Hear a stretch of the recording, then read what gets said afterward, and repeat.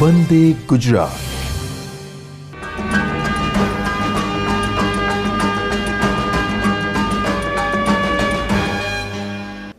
નમસ્કાર વિદ્યાર્થી મિત્રો, ભૌતિક વિજ્ઞાન પ્રકરણ નંબર 6 વિદ્યુત ચુંબકીય પ્રેરણ, જેનો આજે 5મો ભાગ છે. વિદ્યાર્થી મિત્રો, અત્યાર સુધી આપણે ટોટલ 4 સેશન કવર કરી ગયા છે અને 4 સેશનમાં આ ચેપ્ટરની ઓલમોસ્ટ બધી થિયરી કમ્પ્લીટ થઈ ગઈ છે.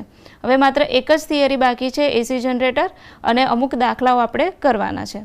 વિદ્યાર્થી મિત્રો, લાસ્ટ જે સેશન હતું આપણું, એમાં આપણે આત્મપ્રેરકત્વ વિશેની વાત કરી હતી, જે પ્રેરકત્વનો જ એક પ્રકાર છે. પ્રેરકત્વના પ્રકારો અને પછી લાંબા સોલેનોઇડ માટેનું સૂત્ર આત્મપ્રેરકત્વનું, આત્મપ્રેરિત ઈએમએફ, આ બધા ટોપિક આપણે લાસ્ટ ટાઈમ કવર કર્યા હતા અને એને લગતા દાખલા આપણે બાકી હતા.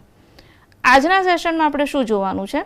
તો આજના સેશનમાં આપણે ઉદાહરણના દાખલા કમ્પ્લીટ કરી દઈશું. એસી જનરેટરની જે થિયરી બાકી છે એ પણ કમ્પ્લીટ કરી દઈશું અને એને લગતું એક જ ઉદાહરણ બુકમાં આપેલું છે એ ઉદાહરણ પણ આપણે જોઈશું. ત્યારબાદ જો સમયની અનુકૂળતા હશે તો આપણે સ્વાધ્યાયના દાખલા પણ જોઈશું. તો વિદ્યાર્થી મિત્રો, આજનું આ સેશન આપણે સ્ટાર્ટ કરીએ એ પહેલાં લાસ્ટ જે સેશન છે એને થોડુંક રિવાઇઝ કરી લઈએ. લાસ્ટ સેશનમાં આપણે પ્રેરકત્વની વ્યાખ્યા સમજ્યા હતા કે પ્રેરકત્વ કોને કહેવામાં આવે છે. પ્રેરકત્વની વ્યાખ્યા એ હતી કે ફ્લક્સમાં થતો ફેરફાર અથવા જે ફ્લક્સ છે ફાઈ, ચુંબકીય ફ્લક્સ ફાઈ, એ ઓલવેઝ તમને વિદ્યુત પ્રવાહના સમપ્રમાણમાં જોવા મળે છે અને એને આપણે કહીએ છીએ પ્રેરકત્વ. ફાઈ ચલે છે આઈ, એવું એક સૂત્ર હતું અને આ સૂત્ર જ આપણે યાદ રાખવાનું છે. જો ગૂંચળામાં આંટાઓની સંખ્યા આપણે n લઈ લઈએ, ગૂંચળાઓમાં n કેપિટલ આંટા લઈ લઈએ આપણે, તો આપણું સૂત્ર બની જશે capital N phi is equal to I, જેને આપણે કહીએ છીએ પ્રેરકત્વ. ત્યારબાદ આપણે એનો એકમ આપ્યો હતો હેનરી. હેનરીના નામ પરથી એનો એકમ આપવામાં આવ્યો છે હેનરી, અને એનું પારિમાણિક સૂત્ર પણ આપણે તારવ્યું હતું. ત્યારબાદ આપણે પ્રેરકત્વના પ્રકારોની જો વાત કરીએ વિદ્યાર્થી મિત્રો, તો આપણી પાસે ટોટલ 2 પ્રકાર છે. એક તો અન્યોન્ય પ્રેરકત્વ અને બીજું છે આત્મપ્રેરકત્વ. અન્યોન્ય પ્રેરકત્વની જો વાત કરીએ તો એની અંદર કુલ 2 ગૂંચળા લેવામાં આવે છે. 2 ગૂંચળાને એકબીજાની સાપેક્ષે મૂકવામાં આવે તો પહેલા ગૂંચળામાં જ્યારે વિદ્યુત પ્રવાહ પસાર થાય ત્યારે એની સાથે જે ચુંબકીય ક્ષેત્ર રેખાઓ સંકળાયેલી હોય છે એ બીજા ગૂંચળા સાથે પણ સંકળાય છે અને કન્ડિશન આપણે એ અપ્લાય કરી હતી કે બંને ગૂંચળાઓને એકબીજાની નજીક રાખવામાં આવે છે. એના લીધે શું થાય છે કે એક ગૂંચળામાંની ચુંબકીય ક્ષેત્ર રેખાઓ એ બીજા ગૂંચળામાંથી પસાર થઈ શકે. તો શું થશે? પહેલા ગૂંચળા સાથે સંકળાયેલ ફ્લક્સ એ બીજા ગૂંચળા સાથે સંકળાયેલ ફ્લક્સમાં પણ ફેરફાર કરશે. આપણે જો પ્રથમ ગૂંચળા સાથે સંકળાયેલ ફ્લક્સમાં સહેજ પણ ફેરફાર કરીએ, ફ્લક્સમાં વધારો કરીએ કે ફ્લક્સમાં ઘટાડો કરીએ, તો એ સાથે સાથે બીજું જે ગૂંચળું છે એના ફ્લક્સમાં પણ એના મુજબ વધારો કે ઘટાડો થશે અને એને આપણે કહીએ છીએ અન્યોન્ય પ્રેરકત્વ. એકના લીધે બીજા ઉપર થતી અસર, એને મ્યુચ્યુઅલ ઇન્ડક્ટન્સ પણ કહેવામાં આવે છે. એના લીધે એનો સિમ્બોલ કેપિટલ M આપવામાં આવે છે અને જો એનું સૂત્ર આપણે આપવું હોય તો આપણે આવી રીતે આપ્યું હતું કે capital M is equal to phi છેદમાં I, જ્યાં ફાઈ આપણને ખબર છે ચુંબકીય ફ્લક્સ અને I જે છે એ વિદ્યુત પ્રવાહ છે. ત્યારબાદ આપણે પ્રેરકત્વની વાત કરી હતી, આત્મપ્રેરકત્વ. જો જે આત્મપ્રેરકત્વ છે એમાં માત્ર એક જ ગૂંચળું લેવામાં આવે છે અને એમાંથી જ્યારે આપણે વિદ્યુત પ્રવાહ પસાર કરીએ છીએ ત્યારે ગૂંચળું પોતે જ ચુંબક તરીકે વર્તે છે. ગૂંચળું પોતે ચુંબક તરીકે વર્તે એટલે એની ચુંબકીય જે ક્ષેત્ર રેખાઓ છે એ પોતાનામાં જ પાછી આવે છે. એટલે જે પણ ફ્લક્સમાં ફેરફાર થાય છે એ ગૂંચળામાં પોતાના લીધે જ થાય છે. બહારના કોઈ ફેક્ટરને લીધે એમાં કોઈ પણ પ્રકારનો ફેરફાર થતો નથી. એટલા માટે એને કહેવામાં આવે છે આત્મપ્રેરકત્વ, સેલ્ફ ઇન્ડક્ટન્સ, અને એનું જે સિમ્બોલ છે એ આપવામાં આવે છે કેપિટલ L. એનું જો સૂત્ર આપણે આપવું હોય તો આપણે આપી શકીએ છીએ capital L is equal to phi છેદમાં I. મ્યુચ્યુઅલ ઇન્ડક્ટન્સ માટે કેપિટલ M અને સેલ્ફ ઇન્ડક્ટન્સ માટે કેપિટલ L.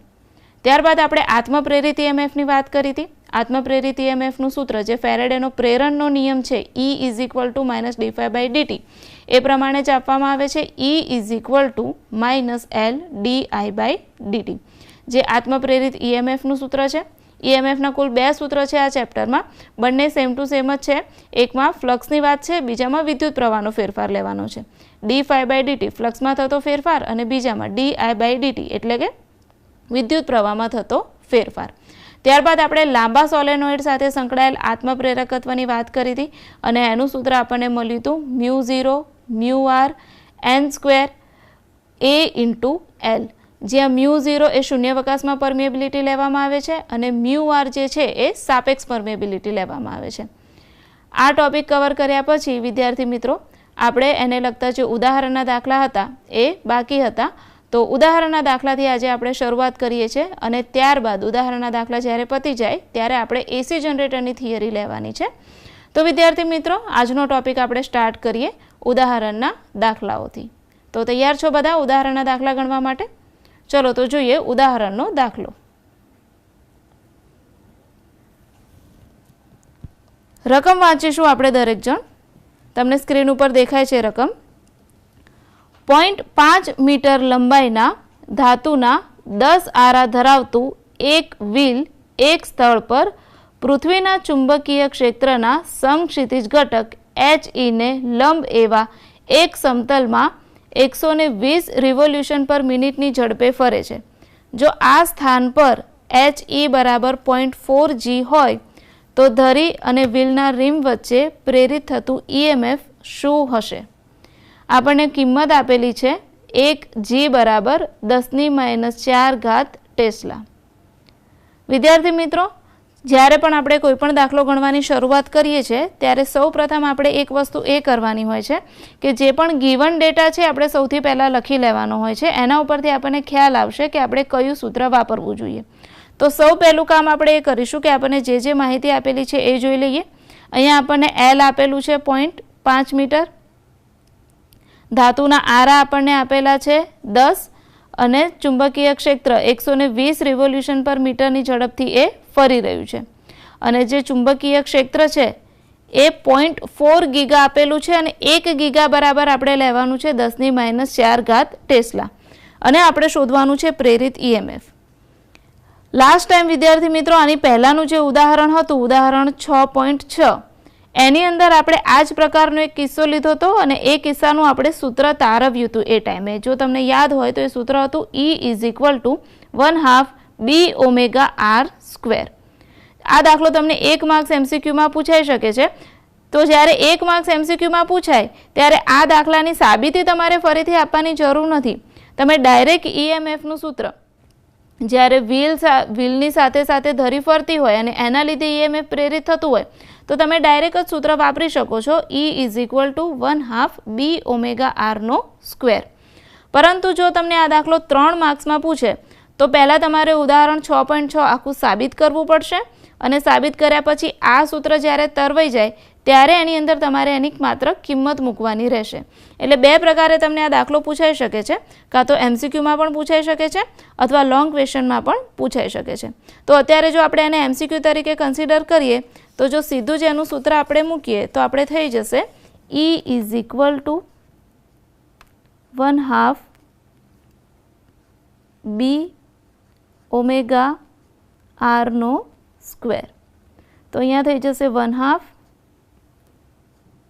જે ચુંબકીય ક્ષેત્ર છે એની કિંમત આપણને આપેલી છે 0.4 અને ગીગામાં આપેલી છે એટલે એને જો ટેસ્લામાં ફેરવીએ તો ગુણ્યા 10⁻⁴. 120 રિવોલ્યુશન પર સેકન્ડ એટલે પરિભ્રમણ પ્રતિ સેકન્ડ આપેલા છે એટલે આપણે એને શું કરીશું 2π/60 વડે ડિવાઈડ કરી દઈશું ગુણ્યા R² એટલે 0.5 આપણને આપેલા છે તો 0.5². બસ આટલું એકદમ ઇઝી એક્ઝામ્પલ છે. આને તમે ઇઝીલી કેલ્સીની મદદથી સોલ્વ કરી શકો છો. જ્યારે તમે આ સોલ્વ કરશો ત્યારે આપણે આન્સર આવશે E = 6.28 × 10⁻⁵ વોલ્ટ.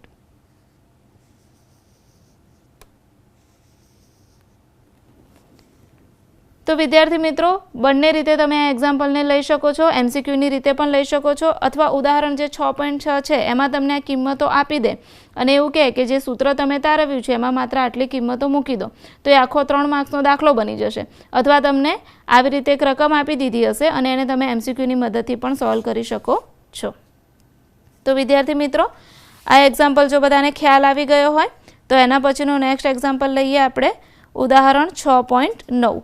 6.8 જે છે એ સેમ ટુ સેમ આ પ્રમાણેનો જ ઉદાહરણ છે એટલે એ તમે જાતે કરી શકો છો. એ હું તમને હોમવર્કમાં આપું છું. આપણે હવે ઉદાહરણ 6.9 ને ધ્યાનમાં લઈશું જે આપણે પ્રેરકત્વ વિશેની વાત છે. ઉદાહરણ 6.8 એકદમ ઇઝી છે, એટલે તમે જાતે ટ્રાય કરી લેજો. 6.9ની રકમ આપણે વાંચીશું. પ્રેરકત્વનો કન્સેપ્ટ બધાને ખ્યાલ જ હશે અને અહીંયા અન્યોન્ય પ્રેરકત્વની વાત છે અને એના સૂત્ર આપણે હમણાં જ ડિસ્કશન કર્યા છે, એટલે આ એક્ઝામ્પલ બધાને સમજમાં આવી જ જશે. સ્ક્રીન ઉપર રકમ દેખાય છે તમને બધાને. રકમ વાંચીશું આપણે. ઉદાહરણ 6.9.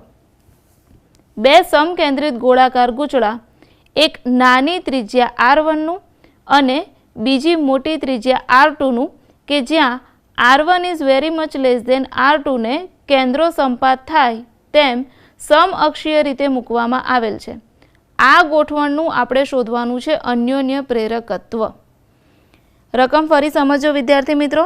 તમને બે સમકેન્દ્રિત ગોળાકાર ગૂંચળા આપેલા છે. એકની ત્રિજ્યા નાની છે R1 અને બીજાની ત્રિજ્યા મોટી છે, અને R1 is very much less than R2 આપેલી છે. R1 જે છે ને એની કિંમત R2 કરતાં બહુ જ નાની છે અને એના કેન્દ્રો એકબીજા સાથે સંપાત થાય છે. જો તમે એની આકૃતિ દોરો ને તો તમને ખ્યાલ આવશે. આ જો કેન્દ્ર હોય, અહીંયા આ પ્રમાણેની નાની ત્રિજ્યા જેને નામ આપી દઈએ R1, અહીંયા બીજી એક મોટી ત્રિજ્યા જેને નામ આપી દઈએ R2. તો આ પ્રમાણેની આપણે કંઈક ગોઠવણ થશે. હવે જો આને એકબીજા સમઅક્ષી એટલે બંનેની અક્ષ પણ સેમ થાય છે. હવે આ જે ગોઠવણ છે, આ ગૂંચળું 1 અને ગૂંચળું 2, એ બંને એકબીજા ઉપર એ બંનેના ફ્લક્સમાં ફેરફાર થશે અને એના લીધે જે અન્યોન્ય પ્રેરકત્વ ઉત્પન્ન થાય છે એની કિંમત આપણે શોધવાની છે. અને અન્યોન્ય પ્રેરકત્વ માટેનું સૂત્ર આપણે હમણાં ડિસ્કસ કર્યું, M = 5/I. પણ અહીંયા એકને લીધે બીજાનું છે એટલે અહીંયા આપણે 1, 2 એવું નામ આપી દઈએ. તો આટલી વસ્તુ આપણે શોધવાની છે, પણ આપણને કંઈ જ વસ્તુ આપેલી નથી, કોઈની કિંમત નથી આપેલી. તો આપણે શું કરવું જોઈએ? આપણને નથી phi આપેલા, નથી I આપેલા, એટલે આ જે પણ આન્સર આવશે ને આપણને એક સૂત્ર સ્વરૂપે મળશે. તો આપણે સ્ટાર્ટ કરીએ. ઉદાહરણ 6.9. આપણે એવું ધારી લઈએ કે ધારો કે બે ગૂંચળામાં જે પહેલું ગૂંચળું છે એમાં I1 જેટલો પ્રવાહ વહે છે અને જે બીજું ગૂંચળું છે એમાં I2 જેટલો પ્રવાહ વહે છે. તો આપણે એવું ધારી લઈએ, આપણે શરૂઆત કરીએ બાહ્ય ગૂંચળાથી, કારણ કે એની ત્રિજ્યા વધારે છે. તો આપણે શરૂઆત કરીએ કે બાહ્ય ગોળાકાર જે ગૂંચળું છે, બાહ્ય ગોળાકાર ગૂંચળામાં I2 પ્રવાહ વહે છે તેમ ધારી લઈએ.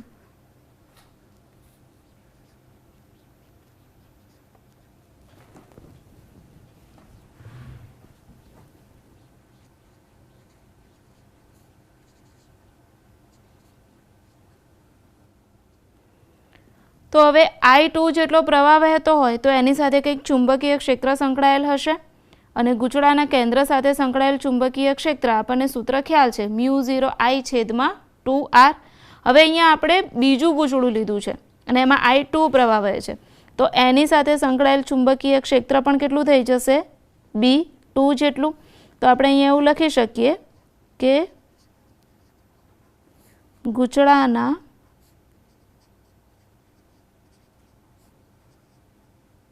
કેન્દ્રમાં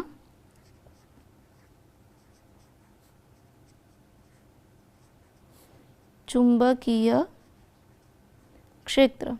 તો ચુંબકીય ક્ષેત્ર થઈ જશે B2 =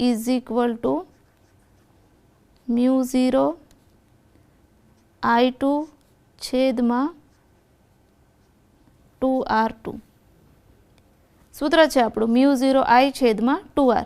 પણ બીજું ગૂંચળું છે એટલે બધા અહીંયા સફિક્સ આપણે મૂકી દીધા છે, B2 = μ0I2/2r2. હવે જે આપણું ગૂંચળું છે, પહેલું જે ગૂંચળું છે R1, એની ત્રિજ્યા બહુ જ નાની છે, એટલે એની સાથે સંકળાયેલ જે ચુંબકીય ક્ષેત્ર હશે ને B1, એની જે અસર હશે ને સાવ એકદમ અવગણ્ય જેટલી હશે. આપણે હમણાં જ વાત કરી કે આ પ્રમાણેનું જો ગૂંચળું હોય તો આની જો ત્રિજ્યા બહુ જ નાની હોય તો એનું જે ચુંબકીય ક્ષેત્ર છે આટલા વિસ્તાર સુધી જ રહી શકે. એનાથી વધારે આગળ એની અસર, જો આ ગૂંચળું છે એ વધારે મોટી ત્રિજ્યાવાળું છે એટલે એનું ચુંબકીય ક્ષેત્ર એના ઉપર વધારે અસર કરશે. એટલે આપણે શું કરીશું કે જે સમઅક્ષીય ગૂંચળા છે એમાં બીજું જે ગૂંચળું છે એની ત્રિજ્યા એકદમ નાની હોવાથી આપણે સમગ્ર આડછેદ ઉપર B2 ને અચળ ગણી લઈશું. અચળ ગણી લઈશું એનો મતલબ એમ કે ભાઈ આ જેટલું પણ આડછેદનું ક્ષેત્રફળ છે એ બધામાં આપણે શું કરીશું B2 જ ક્ષેત્ર લઈ લઈશું, ચુંબકીય ક્ષેત્ર B2ની જ અસર વધારે હશે. B1ની અસર હશે પણ એ થોડાક વિસ્તાર પૂરતી જ હશે, પણ B2ની અસર વધારે વિસ્તાર પૂરતી હશે. એટલે આપણે આખા સમગ્ર વિસ્તારમાં B2 જ ચુંબકીય ક્ષેત્ર છે એવું ધારી લઈએ. એટલે આપણે અહીંયા એવું લખીશું કે બીજું જે સમકક્ષ ગૂંચળું છે R1 ત્રિજ્યાવાળું, તો R1 ત્રિજ્યાવાળા ગૂંચળાની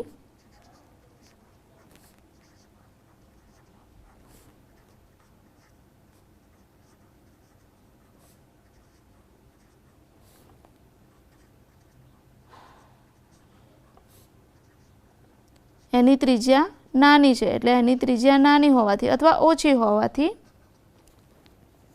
સમગ્ર આડછેદ પર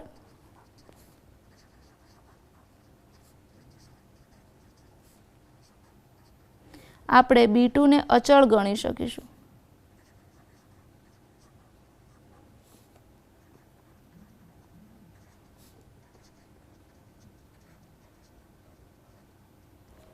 તો આપણું જે ઇક્વેશન છે આપણે phi શોધવું છે, તો phi 1 બરાબર થઈ જશે, આમ તો થવું જોઈએ B1 A1, પણ અહીંયા આપણે લઈશું A1 B2.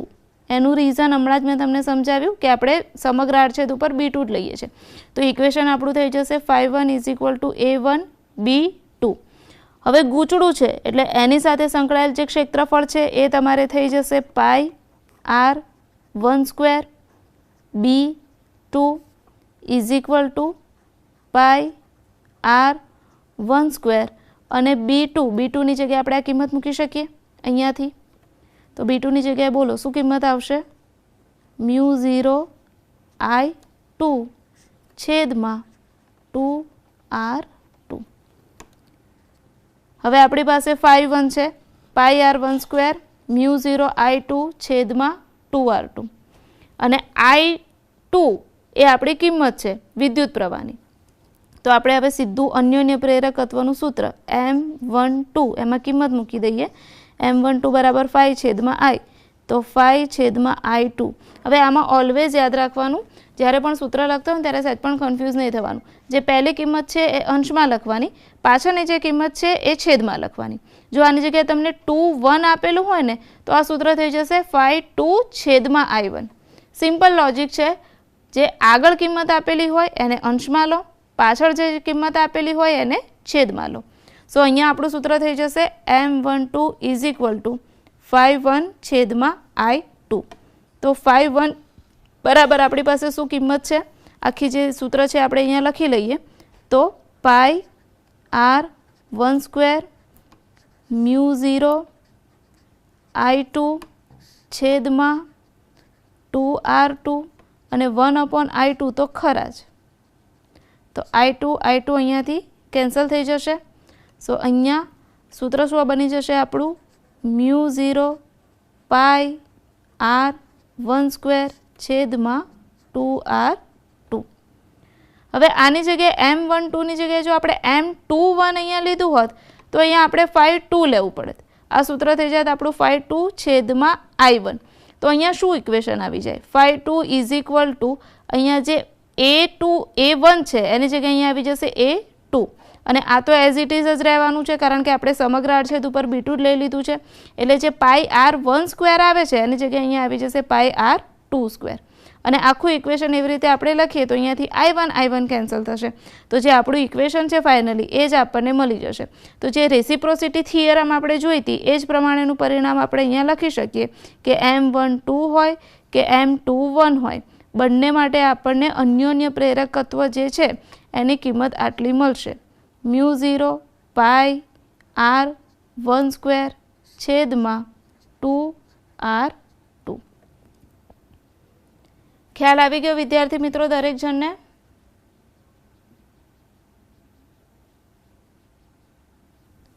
શરૂઆતમાં આપણે શું કર્યું છે? ચુંબકીય ક્ષેત્રની કિંમત લીધી અને ત્યારબાદ ફ્લક્સની કિંમત લઈ અને જે સૂત્ર છે મ્યુચ્યુઅલ ઇન્ડક્ટન્સનું એમાં એની કિંમત મૂકી દીધી. એટલે આપણને ઇક્વેશન મળી જશે μ0 પાઈ R1² છેદમાં 2R2. બહુ જ સરળ દાખલા છે વિદ્યાર્થી મિત્રો આ ચેપ્ટરના, અને તમને ગણવામાં પણ મજા આવે એવા દાખલા છે. હવે તમને પરીક્ષામાં શું કરી શકે? જો μ0 કોન્સ્ટન્ટ છે, પાઈ કોન્સ્ટન્ટ છે, તમને ખાલી R1 અને R2 જે બે ગૂંચળા છે એની તમને ત્રિજ્યા આપી દીધી હોય, અહીંયા એવું લખેલું છે કે બે સમકેન્દ્રિત ગોળાકાર ગૂંચળા, એક નાની ત્રિજ્યા R1 અને બીજી મોટી ત્રિજ્યા R2.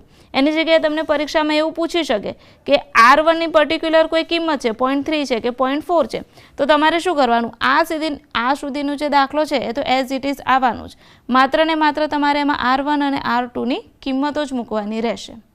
આ પ્રમાણેના ચેન્જીસ એક્ઝામ્પલમાં થઈ શકે. તો ફાવે વિદ્યાર્થી મિત્રો, એકદમ સરળ દાખલા છે આ દાખલામાં જો ખ્યાલ આવી ગયો હોય બધાને, તો હવે આપણે નેક્સ્ટ દાખલા તરફ જઈએ. ઉદાહરણ 6.10.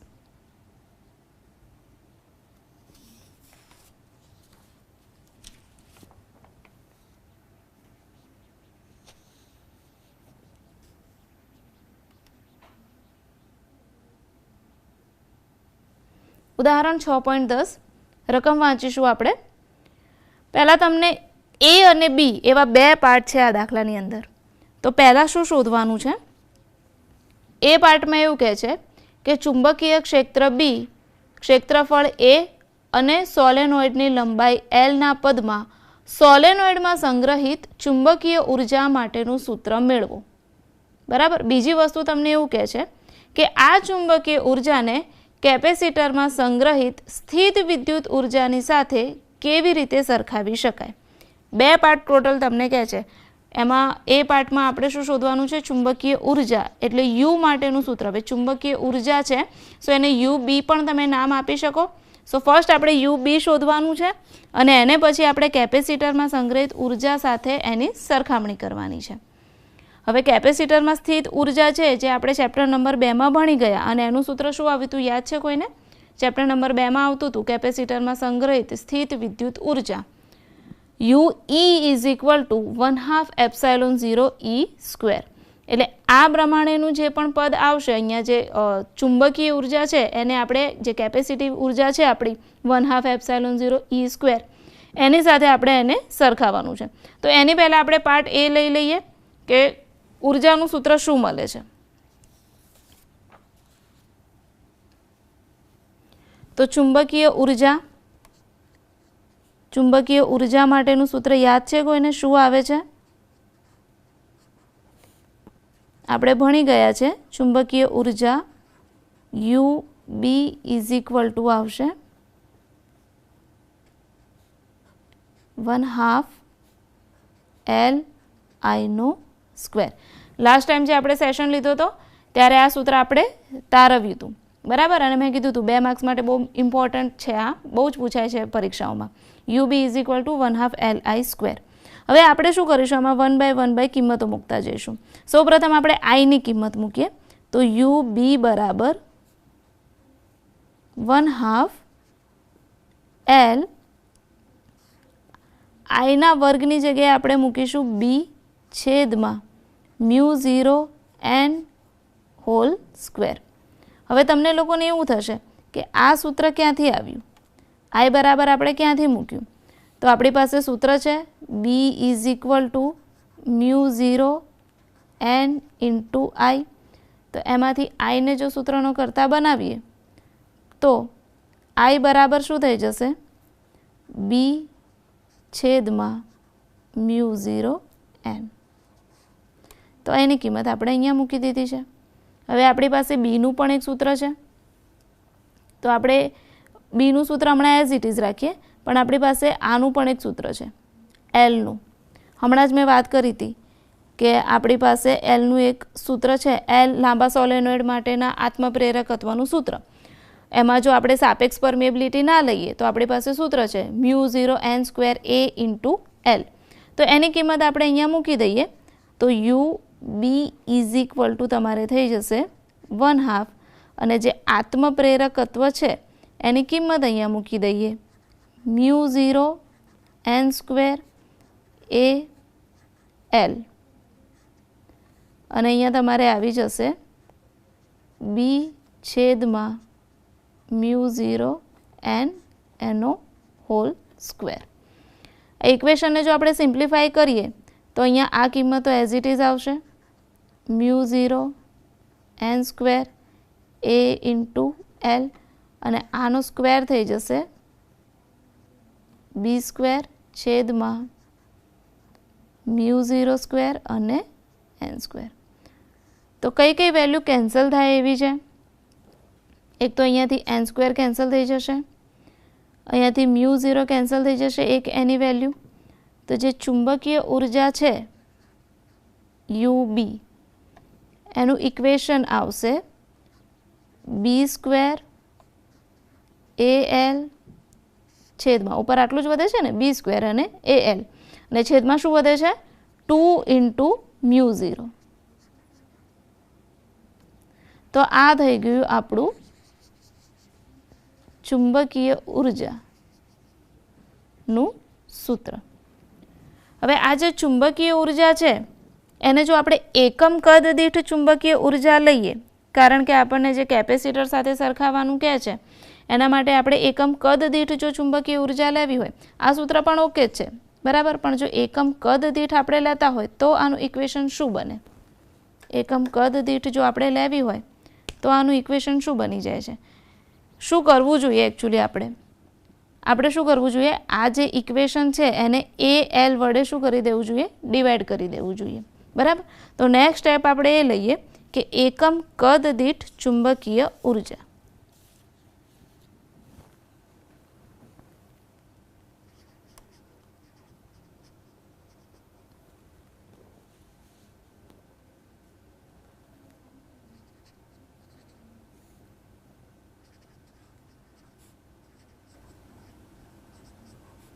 એકમ કદ દીઠ ચુંબકીય ઉર્જા UB is equal two UB capital છેદમાં V, અને એની જગ્યાએ આપણે મૂકી દઈશું A × L. હવે આનું ઇક્વેશન શું છે આપણી પાસે? b² AL છેદમાં 2 μ0 અને divide by A × L. AL cancel થઈ જશે. સો UB બરાબર સૂત્ર આવી ગયું b² છેદમાં 2 μ0. આને જો આપણે થોડું પ્રોપરલી અરેન્જ કરીએ તો આવી રીતે લખી શકીએ 1/2 b² અને 1/μ0. ઓકે, આ પ્રમાણેનું આપણું ઇક્વેશન બની જાય, જે છે ચુંબકીય ઉર્જા માટેનું સૂત્ર. પણ એકમ કદ દીઠ ચુંબકીય ઉર્જા અહીંયા આપણે લખી લઈએ. આ જે ઉર્જા છે કઈ ઉર્જા છે? એકમ કદ દીઠ. તો આટલે સુધી લખવાનું આવે જો તમને માત્ર પાર્ટ એ પૂછે ત્યારે. UB is equal two b² છેદમાં 2 μ0, ત્યાં સુધીનું સૂત્ર જો આપણે તારવવું પડે. હજી આપણને નેક્સ્ટ બી ભાગ એવો પૂછ્યો છે કે તમારે એને કેપેસિટરમાં સંગ્રહિત ઉર્જા સાથે એની સરખામણી કરવાની છે. કેપેસિટરમાં સ્થિત વિદ્યુત ઉર્જા સાથે એને કેવી રીતે સરખાવી શકાય? તો એના માટે આપણી પાસે કેપેસિટરની ઉર્જાનું સૂત્ર હોવું જોઈએ. સાઈડમાં જ હું લખી દઉં છું. એનું ઉર્જાનું સૂત્ર હતું આપણી પાસે UE is equal two 1/2 ε0 E² હવે આ બંને સૂત્રને એકબીજા સાથે આપણે સરખાવી શકીએ. હવે આ બંને વસ્તુમાં કોમન શું છે એ કોઈ મને કહેશે? જો આ ઇક્વેશનને આવી રીતે આપણે લખીએ 1/2 μ0 × b², તો આ જે બી છે એ છે ચુંબકીય ક્ષેત્ર અને ઈ છે એ વિદ્યુત ક્ષેત્ર. ઓકે, હવે આ બંને ઇક્વેશન જોઈને આપણે શું ડિસાઇડ કરી શકીએ કે આ બંનેને જો સરખાવા હોય તો બંનેમાં કોમન વસ્તુ કઈ છે? ઇક્વેશન જોઈને આપણને શું ખ્યાલ આવે છે? આ બંનેમાં કોમન વસ્તુ એ છે કે જે આ સૂત્ર છે ને એ પણ ચુંબકીય ક્ષેત્રની તીવ્રતાના વર્ગમાં છે અને આમાં વિદ્યુત ક્ષેત્રની તીવ્રતાનો વર્ગ છે.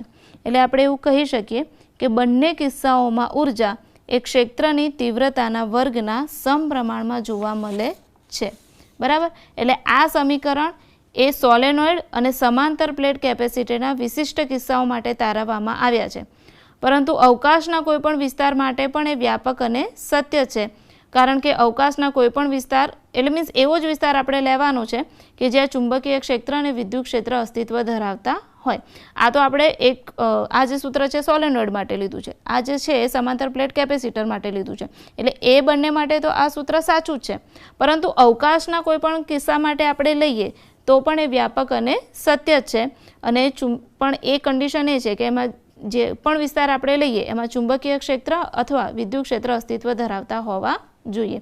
એટલે જો આપણને પૂછે તો આપણે આટલે સુધી લખવું પડે કે એને જો એની સાથે સરખાવવામાં આવે તો બંનેમાં વિદ્યુત ક્ષેત્રની તીવ્રતા અને જે ચુંબકીય ક્ષેત્ર છે એ બંને વર્ગમાં જ જોવા મળે છે। એમ પહેલામાં બીનો સ્ક્વેર જોવા મળે છે અને આમાં ઈનો સ્ક્વેર જોવા મળે છે।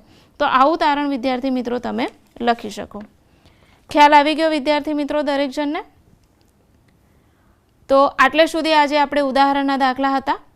હજી એક ઉદાહરણનું લાસ્ટ ઉદાહરણ એક બાકી છે, પણ એ ઉદાહરણ લઈએ ને પહેલાં આપણે એસી જનરેટર વિશેની વાત સમજવી પડે।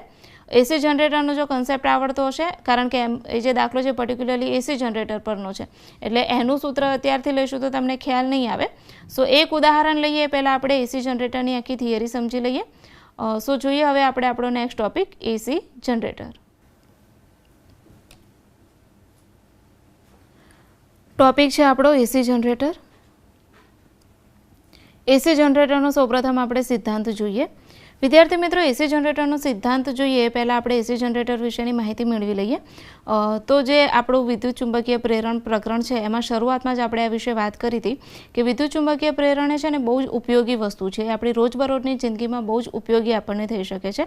અને પહેલો જ્યારે આપણે લેક્ચર લીધો ત્યારે જ આપણે વાત કરી હતી કે જો વિદ્યુત ચુંબકીય પ્રેરણ અસ્તિત્વ ન ધરાવતું હોત તો આપણે એક એવા વિશ્વની કલ્પના કરવી પડે કે જ્યાં કોઈ જ ઇલેક્ટ્રોનિક ઉપકરણો ન હોય, લાઈક કોઈ ગેઝેટ ના હોય, આપણે જે આ પ્રકાશના જેટલા પણ ઉપકરણો યુઝ કરીએ છીએ એ બધા ઉપકરણો આપણી પાસે હોઈ શકે નહીં। એટલે વિદ્યુત ચુંબકીય પ્રેરણનો આપણા જીવનમાં બહુ જ મહત્ત્વનો ફાયદો છે અને બહુ જ બધા એના ઉપયોગો છે।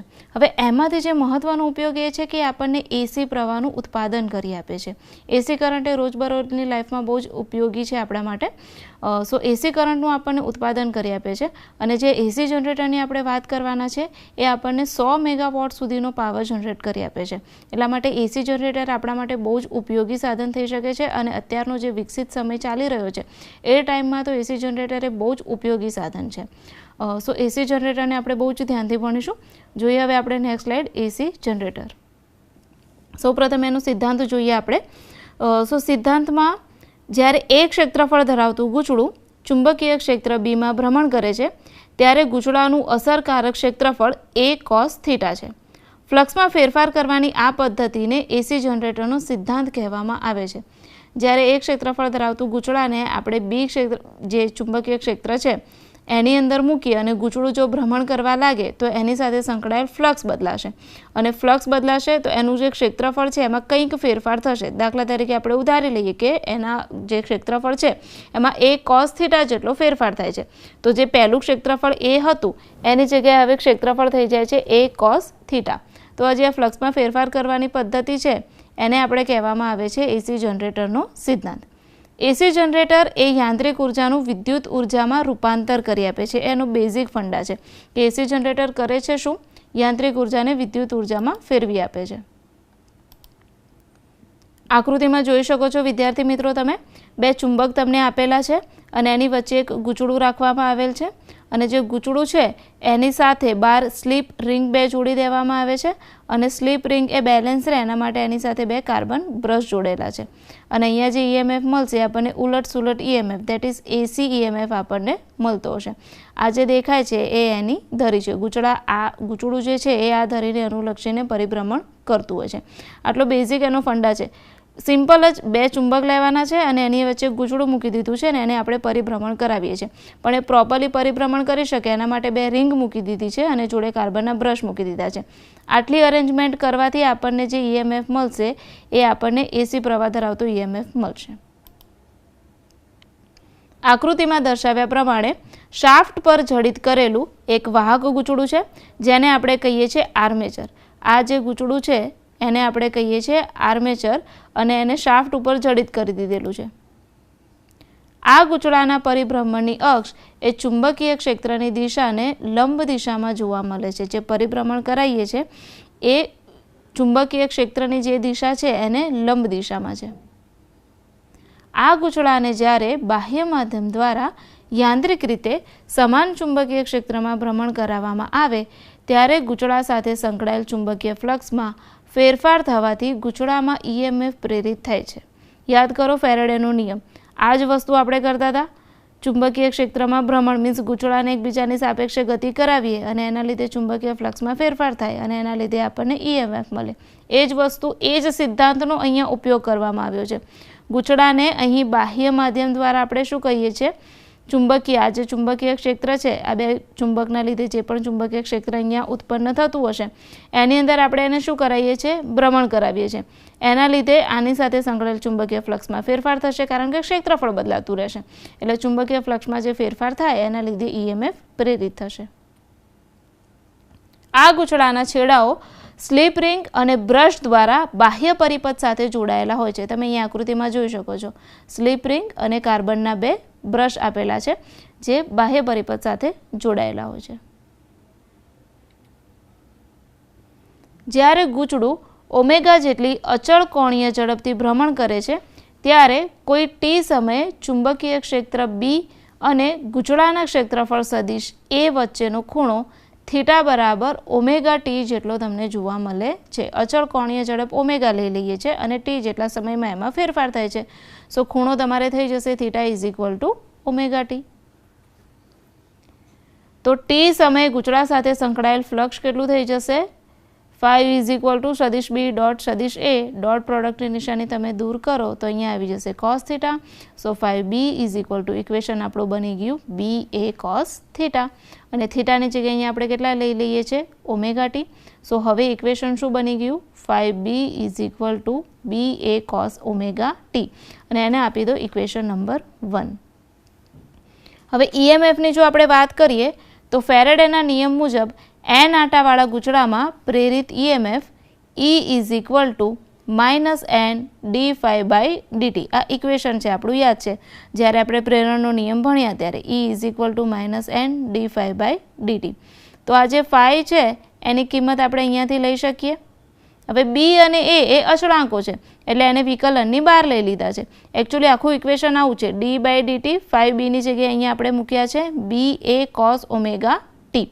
તો અહીંયા આપણે શું કરીશું, એની કિંમત મૂકી દઈએ તો b અને a ને વિકલનની બહાર લઈ લઈએ, d by dt cos omega t. હવે cos ઓમેગા t નું સમયની સાપેક્ષે જ્યારે આપણે વિકલન કરીએ ત્યારે cosનું વિકલન શું જોવા મળે છે તમને, માઇનસ સાઇન. તો અહીંયા માઇનસ માઇનસ પ્લસ થઈ જશે. તો ફાઇનલ ઇક્વેશન આપણી પાસે શું આવી જશે, E is equal to n b a omega sine omega t. હવે ઓમેગા આગળ એટલા માટે કારણ કે આપણે સમયની સાપેક્ષે વિકલન કરી રહ્યા છે એટલે કોસનું તો માઇનસ સાઇન થશે જ. પછી આ જે ઓમેગા ટી છે ને એનું ફરીથી વિકલન થશે એટલે ઓમેગા ટીનું સમયની સાપેક્ષે વિકલન કરીએ તો અહીંયા તમારે આવી જશે ઓમેગા. તો આખું ઇક્વેશન આપણું શું બની ગયું, E is equal to n b a omega sine omega t. આ ઇક્વેશન યાદ રાખવાનું છે. જ્યારે આપણે દાખલા ગણીશું ત્યારે આ સૂત્રનો ડાયરેક્ટ જ ઉપયોગ કરવાનો છે. તો ફરી એકવાર યાદ રાખી લો. જો આ યાદ ના રહેતો હોય ને તો આને બેન એવી રીતે યાદ રાખજો. E ઇઝ ઇક્વલ ટુ બેન ઓમેગા સાઇન ઓમેગા ટી કારણ કે b a n એટલે તમારે સૂત્ર બની જશે બેન. સો E ઇઝ ઇક્વલ ટુ બેન ઓમેગા સાઇન ઓમેગા ટી. હવે જો આપણે એની કિંમત મહત્તમ લઈએ, જો sine omega T is equal two 1 લઈએ તો જે EMF છે એની કિંમત આપણને મહત્તમ મળશે. તો આગળનું જે ઇક્વેશન છે એમાંથી સાઇન ઓમેગા ટી જે ટર્મ છે એ જતું રહેશે કારણ કે એના ઇક્વલ ટુ આપણે 1 કિંમત લઈ લીધી છે. તો મહત્તમ EMF E0 is equal two થઈ જશે NBA ઓમેગા અથવા બેન ઓમેગા, એવું પણ તમે યાદ રાખી શકો. દાખલાઓ 1 માર્ક્સ MCQમાં ખાસ આવું પૂછાય છે કે ઉત્પન્ન થતું પ્રેરિત EMF શોધો, મીન્સ મહત્તમ EMF શોધો. તો એ ટાઈમે અમુક છોકરાઓ અહીંયા સાઇન ઓમેગા ટી પણ લખી દેતા હોય છે, પણ આમાં જ્યારે મહત્તમ લઈએ છીએ EMF ત્યારે સાઇન ઓમેગા ટીની કિંમત 1 લઈ લેવાની છે. સો મહત્તમ EMF E0 બરાબર તમારે થઈ જશે NBA ઓમેગા, જેને આપણે સમીકરણ નંબર 3 નામ આપી દીધું છે. હવે સમીકરણ 2 અને 3 એ બંને ઉપરથી આપણે એવું લખી શકીએ કે E is equal two E0 sine omega T, જે પણ આપણે એસી જનરેટર માટેનું સૂત્ર છે, E is equal two E0 sine omega T. સમીકરણ 4 પરથી પ્રેરિત EMFની દિશા સાઇન વિધેયના મૂલ્ય +1 અને -1 ની વચ્ચે સમયની સાથે બદલાતું જાય છે. પ્રેરિત EMFની દિશા આપણને ખ્યાલ છે કે સાઇન વિધેય આપણે મેથ્સમાં ભણીએ છીએ કે સાઇન વિધેય +1 અને -1ની વચ્ચે બદલાતું હોય છે અને આ જે પ્રેરિત EMF છે એના સૂત્રમાં સાઇન વિધેય આવે છે. એટલે આપણે એવું લખી શકીએ કે પ્રેરિત EMFની દિશા એ સાઇન વિધેયના મૂલ્ય +1 અને -1ની વચ્ચે સમય સાથે બદલાતી હશે. હવે પ્રેરિત EMFની દિશા સાઇન વિધેય છે એટલે આવર્ત રીતે બદલાતી હશે. એટલે આપણે આવું વાક્ય લખી શકીએ કે પ્રેરિત EMFની દિશા આવર્ત રીતે બદલાતી હોવાથી પ્રેરિત પ્રવાહની દિશા પણ આવર્ત રીતે જ બદલાશે, કારણ કે પ્રેરિત પ્રવાહ જ આપણને પ્રેરિત EMF આપે છે. એટલે જો પ્રેરિત EMF આવર્ત રીતે બદલાતું હોય તો પ્રેરિત પ્રવાહની જે દિશા છે એ પણ આવર્ત રીતે જ બદલાતી હશે અને આવર્ત રીતે બદલાય છે ધેટ મીન્સ શું છે કે આપણને ઓલ્ટરનેટિંગ કરંટ આપે છે, જેને આપણે કહીએ છીએ ઉલટ સુલટ પ્રવાહ. એથી આવા પ્રવાહને આપણે કહીએ છીએ ઉલટ સુલટ અથવા ઓલ્ટરનેટિંગ પ્રવાહ, જે આપણી રિક્વાયરમેન્ટ છે. આપણે AC પ્રવાહની જરૂર છે અને આની મદદથી આપણને બદલાતો જતો પ્રવાહ મળે છે કે ધેટ મીન્સ આપણને AC પ્રવાહ મળી જાય છે. એટલે આ સાધનને આપણે કહીએ છીએ AC જનરેટર. હવે જો ઓમેગા બરાબર આપણે 2πν લઈ લઈએ, આમ તો સૂત્ર આપણે ભણ્યા છે અત્યાર સુધી, ઓમેગા = 2πf. આવૃત્તિને અત્યાર સુધી આપણે f વડે દર્શાવતા આવ્યા હતા, પણ નવો જે NCERT સિલેબસ છે એમાં આવૃત્તિને fની જગ્યાએ ન્યૂ વડે લીધેલી છે. ધોરણ 11થી આપણે આ સિમ્બોલ યુઝ કરતા આવ્યા છે. તો ઓમેગા બરાબર સૂત્ર થઈ જશે 2πν, જ્યાં ન્યૂ શું છે એ જનરેટરના ગૂંચળાના ભ્રમણની આવૃત્તિ છે. તો અહીંયા કિંમત મૂકી દઈએ ઓમેગાની જગ્યાએ 2πν. સો એપ્સાઇલોન = ε0 અથવા E sin 2πν t, જ્યાં ઈનું જે મૂલ્ય છે એ +E0 અને -E0ની વચ્ચે આવર્ત રીતે બદલાતું જાય છે અને એના જ લીધે આપણને AC પ્રવાહ મળતો જાય છે. જે AC EMFનું તાક્ષણિક મૂલ્ય આપે છે એ જ સમયે આપણને AC EMFનું મૂલ્ય આપે છે. ખ્યાલ આવી ગયો વિદ્યાર્થી મિત્રો? એકદમ સરળ છે થિયરી આ. માત્ર ને માત્ર આપણે બે ગૂંચળાઓની વચ્ચે બે ચુંબકની વચ્ચે ગૂંચળું મૂકી દેવાનું છે અને એને પરિભ્રમણ કરાવવાનું છે ચુંબકીય ક્ષેત્રમાં અને એના લીધે આપણને બદલાતો જતો પ્રવાહ મળશે. અને એનું સૂત્ર યાદ રાખવાનું છે E = E0 sin ωt અને ઓમેગાની જો કિંમત મૂકી દઈએ તો 2πν થઈ જશે. હવે પ્રેરિત EMFની જો આપણે વાત કરીએ તો પ્રેરિત EMF માટે આ સૂત્ર છે આપણું E = E0 sin ωt E0 sin 2πν × t. AC જનરેટરમાં પ્રેરિત EMF સમય સાથે આવર્ત રીતે +E0 અને -E0 વચ્ચે બદલાય છે અને આ માટેના તબક્કા હવે આપણે આકૃતિમાં જોઈશું. જો આપણે શરૂઆત કરીએ θ = 0, π, 2π, તો θ = ωt = 0, π, 2π માટે પ્રેરિત EMF E આપણને મળી જશે 0, કારણ કે અહીંયા સાઇન વેલ્યુ છે. સો sin 0 = 0. તો એવા સમયે આપણને પ્રેરિત EMF કેટલું મળશે? 0. હવે આપણે જો આગળની વેલ્યુ લઈએ, π/2 છે, 3π/2 છે, તો એ બધી વેલ્યુ માટે આપણને પ્રેરિત EMF મહત્તમ મળશે. આપણી પાસે બે જ વેલ્યુ છે, કાં તો પ્રેરિત EMF 0 મળે અથવા મેક્સિમમ મળે. તો θ = 0, π, 2π લઈએ છીએ ત્યારે પ્રેરિત EMF 0 મળશે અને જો એની કિંમત આપણે મેક્સિમમ લેતા લઈએ π/2, 3π/2, તો આપણને પ્રેરિત EMF મહત્તમ મળશે. જ્યાં સુધી ગૂંચળાનું ભ્રમણ સતત ચાલુ રહે છે તે દરમિયાન આવી પરિસ્થિતિનું સતત પુનરાવર્તન થયા કરે છે. જ્યાં સુધી ગૂંચળાને આપણે પરિભ્રમણ આપતા રહીશું ત્યાં સુધી આપણને AC પ્રવાહ અથવા AC EMF મળતું રહેશે.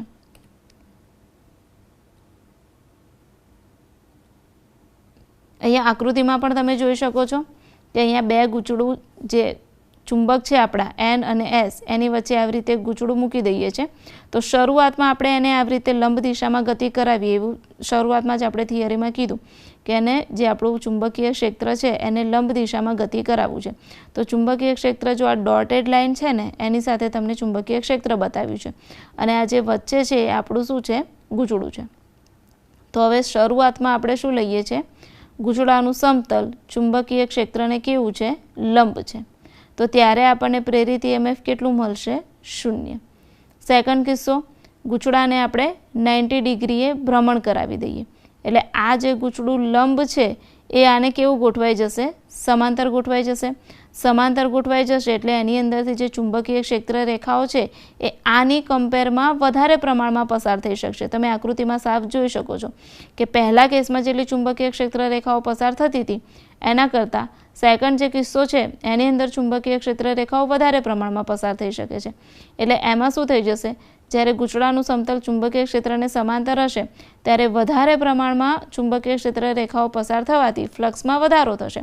ફ્લક્સમાં વધારો થશે એટલે પ્રેરિત EMFમાં પણ વધારો થશે, એટલે ત્યારે આપણને પ્રેરિત EMF મળશે. પછી ફરી એને લંબ લઈ લઈશું, ફરી એ 180 ભ્રમણ કરશે ત્યારે ફરીથી ચુંબકીય ક્ષેત્ર રેખાઓ ઓછી થઈ જશે એટલે આપણને પ્રેરિત EMF મળશે નહીં.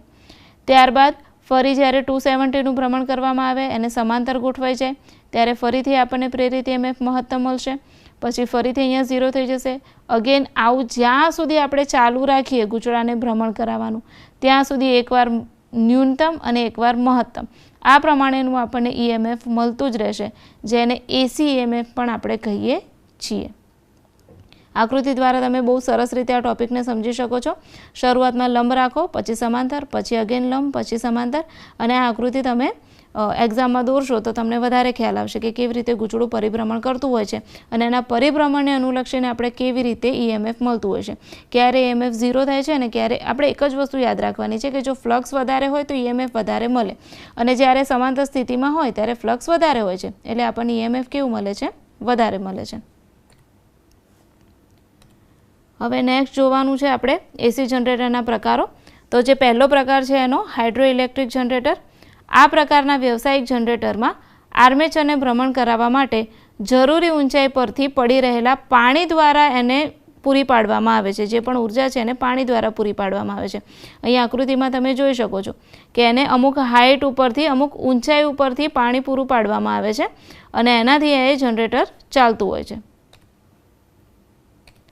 સેકન્ડ એનો ટોપિક છે થર્મલ જનરેટર, જેનો પ્રકાર છે એ થર્મલ જનરેટર છે. તો થર્મલ જનરેટરમાં આપણે શું કરીએ છીએ, કોલસો અથવા અન્ય સ્ત્રોતોનો ઉપયોગ કરીને પાણી ગરમ કરીને આપણે વરાળનું ઉત્પાદન કરીએ છીએ અને પછી આ વરાળ એ જે આર્મેચર જે આપણું ગૂંચળું છે એમાં પરિભ્રમણ ઉત્પન્ન કરે છે. અહીંયા તમે જોઈ શકો છો આવી રીતે કોલસો અથવા અન્ય કોઈ પણ સ્ત્રોત કરી અને જે આ જે છે દેખાય છે તમને, આ બધામાં પાણી ગરમ કરવામાં આવે અને આ બધી વરાળનું ઉત્પાદન કરવામાં આવે અને આ જે વરાળ છે એ વરાળનો ઉપયોગ આપણે ગૂંચળાને પરિભ્રમણ કરાવવા માટે કરીએ છીએ. અને થર્ડ છે ન્યુક્લિયર પાવર જનરેટર્સ. તો કોલસાને બદલે જ્યારે આપણે ન્યુક્લિયર બળતણનો ઉપયોગ કરીએ તો આ જનરેટર બની જશે ન્યુક્લિયર પાવર જનરેટર્સ, જે તમે અહીંયા આકૃતિમાં જોઈ શકો છો. સિમ્પલ એની રચના છે. કોલસો કે અન્ય કોઈ બળતણના જગ્યાએ આપણે ન્યુક્લિયર બળતણનો ઉપયોગ કરવાનો છે.